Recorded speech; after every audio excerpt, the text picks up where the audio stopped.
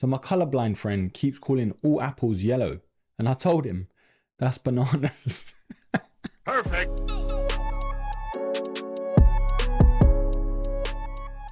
Okay, broskies, it's about time I got around to reviewing this sneaker. I've had it for about a couple weeks now, just other things have gotten in the way, but yes, I can finally say I've got them in hand, I've tried them on, spent some time with them, very happy with them, by the way, but of course, more on that later. It is indeed the Nike Air Terra Humara.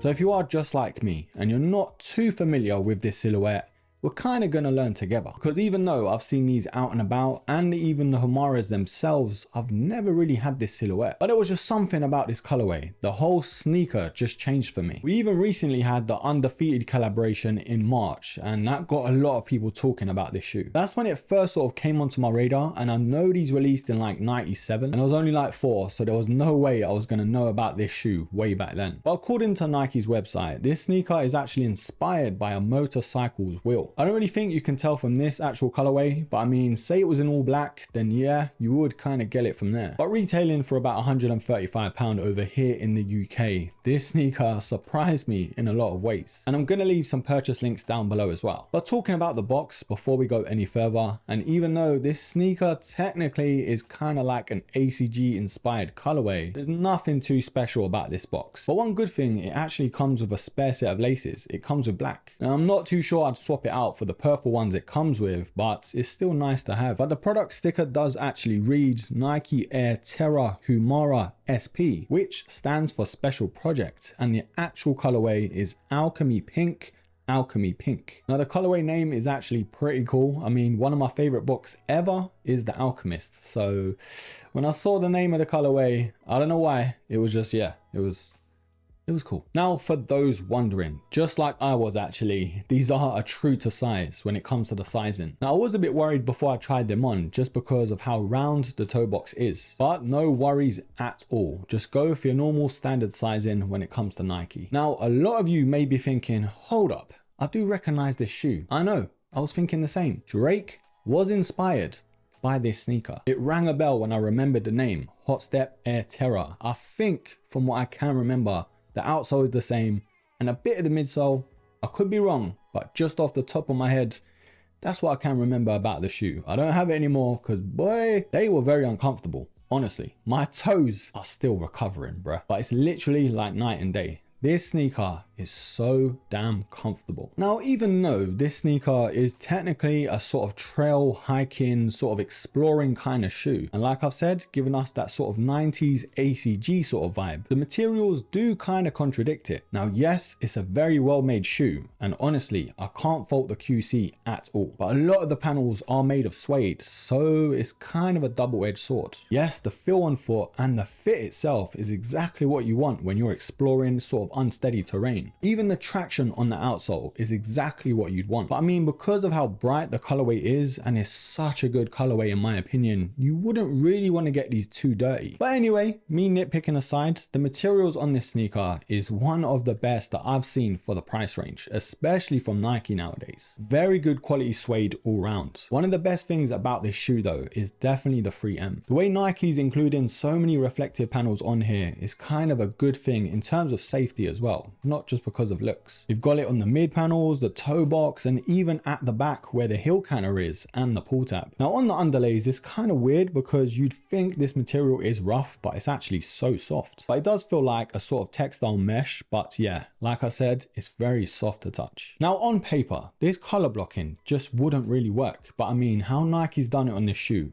The retro vibes is just what I'm here for. I love that sort of hit of yellow / orange going all the way up the tongue and the ankle collar, and even the purple laces. It gives it a nice pop of color. I do really like this sort of retro look to the logo on the tongue as well. Very good padding on the tongue, which is exactly what you want if you're walking for miles on unsteady surfaces. Again, with the padding around the ankle collar as well, which adds a lot more support. And the insole does come in black with that retro Nike logo towards the back there. But towards that heel counter, like I have said, we do have that 3M there with the Nike swoosh and Air branding just below that. Now this midsole is where I think is one of the biggest strengths of this shoe. It adds a lot of support, but at the same time being very comfortable, and you wouldn't really think it. Now it is more on the firmer side when it comes to comfort, so you have to sort of bear that in mind. But once you have worn these in, they are so good on foot. But this beige midsole does have that Nike Air on the lateral side, and on that side you have the 3 dots exposing the Air unit, but on the medial side you actually have 4. Now I have touched on it earlier, the outsole is pretty impressive for what it is, mostly coming in black of course, with the hits of that orange with, again, that retro logo from Nike. But I think I'm more impressed with the actual traction of the shoe and the way it's designed. It kind of looks like to me whatever sort of movements or positions you do get in when it comes to like hiking or long walks, it looks way more sturdier than your standard shoe. Right, broskis? It's about that time we decide together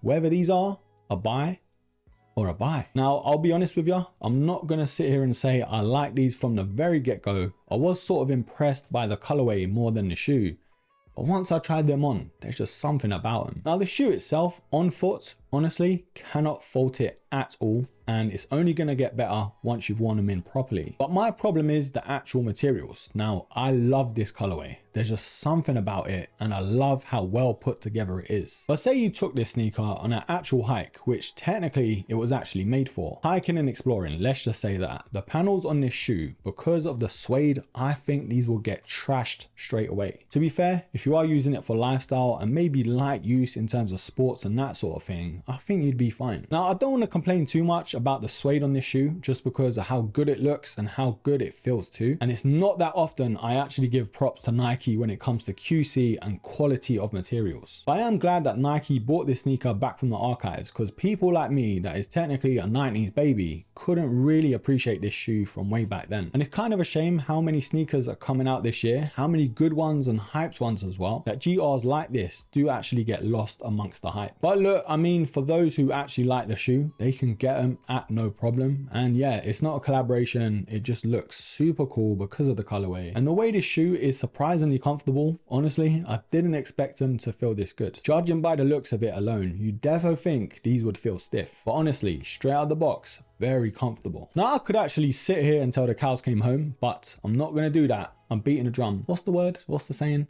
Beating a dead drum?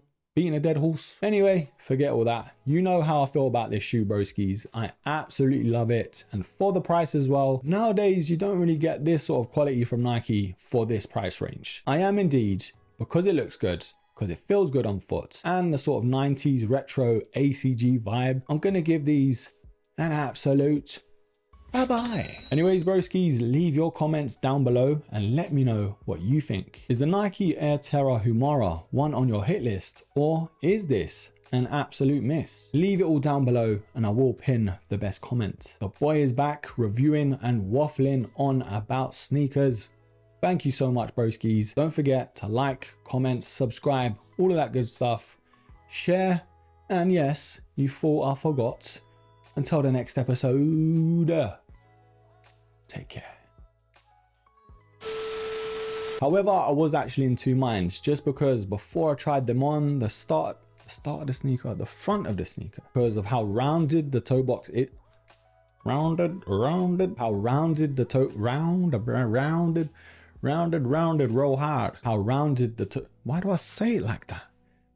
Rounded, how round, yeah. Now, but honestly, but truth be told, what are you talking about? Even that, oh my God, a heli because of that pop of color. Said it again, color.